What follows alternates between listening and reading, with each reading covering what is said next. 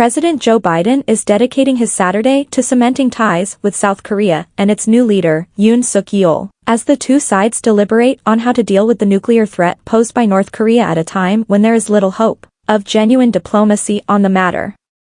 Can best be contained. The division of the Korean peninsula after World War II has resulted in two radically different nations. In South Korea, Biden tours factories for computer chips and next-generation cars in a democracy and holds talks on closer cooperation.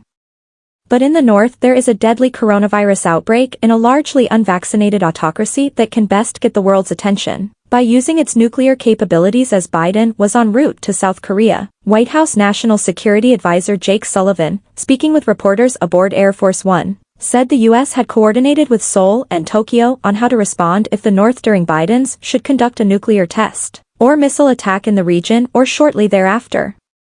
Sullivan also spoke to his Chinese counterpart Yang Jiechi earlier in the week, urging Beijing to use its influence to persuade the North to halt testing. China should consider taking all possible steps to reduce the possibility of a provocative act, Sullivan said today as part of a 5-day visit to Asia. Biden's Saturday will focus on his relationship with Yoon, who took office just over a week ago.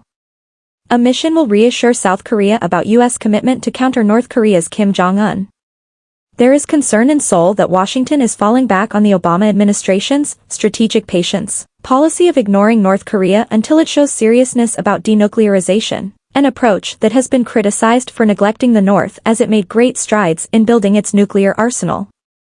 The prospects for true nuclear diplomacy are slim as North Korea has ignored offers of help from South Korea, and the U.S. in its COVID-19 outbreak, dampening hopes that such cooperation could help ease nuclear tensions or even spark talks.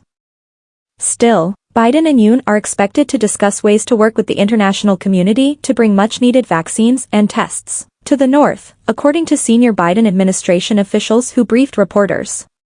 The U.S. president plans to lay a wreath at the country's national cemetery, meet privately with Yoon, hold a joint press conference, and then attend a state dinner at the National Museum of Korea. One focus will certainly be a threatening, but economically fragile North. However, both leaders also want to emphasize their growing trade ties as two Korean industrialists, Samsung and Hyundai, open major plants in the U.S. Biden faces growing disapproval in the U.S. over inflation near a 40-year high, but his administration sees a clear economic victory in the competition with China. Bloomberg Economics Analysis estimates the U.S. economy will grow faster than China this year for the first time since 1976, a forecast that White House Press Secretary Karine Jean-Pierre attributed to Biden's spending on coronavirus relief and infrastructure resulted in faster employment growth. The national security event spurring broader discussions between the two countries was the Russian invasion of Ukraine, a war that has led to an unprecedented series of sanctions by the U.S. and its allies. South Korea has joined the U.S. in imposing export controls on Russia and banning Russian banks from the SWIFT payment system. His participation was key to stopping Russia's access to computer chips and other technologies needed for weapons and economic development. Early in the tenure, many White House officials thought that Kim's nuclear ambitions would prove to be perhaps the administration's most vexing challenge, and that the North Korean leader would aim to test Biden's abilities early in his tenure.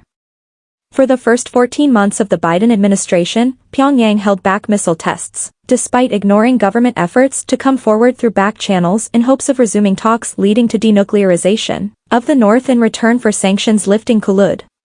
But the calm didn't last.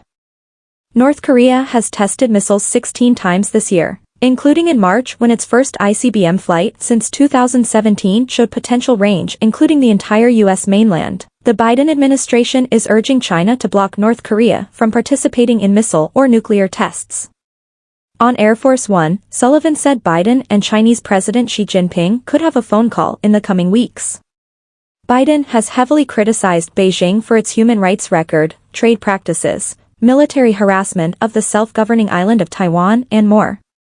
And while Biden has made it clear that he sees China as the United States' biggest economic and national security competitor, he says it's crucial to keep lines of communication open so the two powers can work together on issues of common interest. North Korea might be at the top of that list. White House officials said Biden will not visit the demilitarized zone dividing the Korean peninsula during his trip, something that has become standard for presidents on visits to Seoul since Ronald Reagan. Biden attended the DMZ in 2013 as vice president. Sullivan said the president's decision to skip the stop this time was not due to safety concerns. Instead, on Sunday, Biden will visit the combat operations floor at the Air Operations Center at Osan Air Base, south of Seoul. The U.S. considers it one of the most critical assets in Northeast Asia.